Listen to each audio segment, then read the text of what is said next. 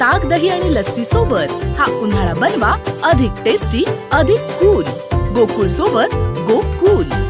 2024 ची निवडणूक जवळ आलेली आहे. प्रचाराच्या शिगेला पोहोचलेला असताना आपल्याबरोबर आहेत शिवसेनेचे शहर प्रमुख रविकिरण इंगोले.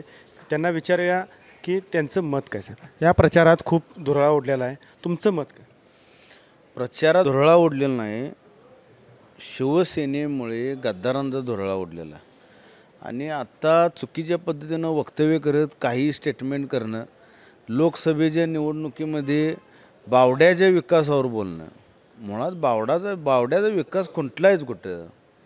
बावड्यातील नगरसेवक असतील, कोणत्याही ती पक्षातील असतील किंवा बंटीसाहेबांच्या माध्यमातून असेल किंवा आमच्या शिवसेनेच्या माध्यमातून असेल, बावड्याचा विकास हा अगदी तंतोतंत चांगल्या पद्धतीनं झालेला आहे. याची खातरजमा कोल्हापूरच्या जनतेला झालेली आहेच. पण काहीतरी दिशाभूल करणे, स्वतःचं अस्तित्व दाखवण्याचा प्रयत्न करणे, मुळात जे राज्य नियोजन मंडळाचे अध्यक्ष कोणत्या थराला गेलेले आहेत हे अखंड कोल्हापूर शहराच्या जनतेनं पाहिलेलंच आहे.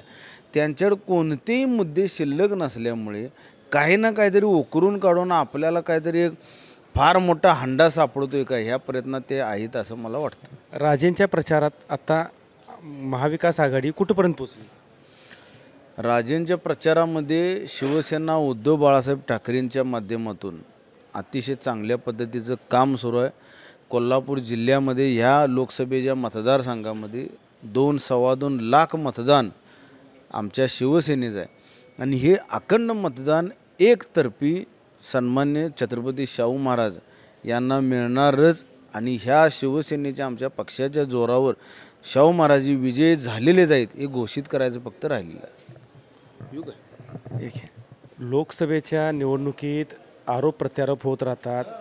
त्याच अनुसार शिवसेनेचे शहराध्यक्ष रविकिरण इंगोले यांनी छत्रपती शाहू महाराज यांचा विजय हा सोपा नसून अतिशय सोपा झालेला असं म्हटलेलं आहे. कॅमेरामॅन मिलिंद पाटीलसह अन्सार मुल्ला, न्यूज मराठी 24 कोल्हापूर.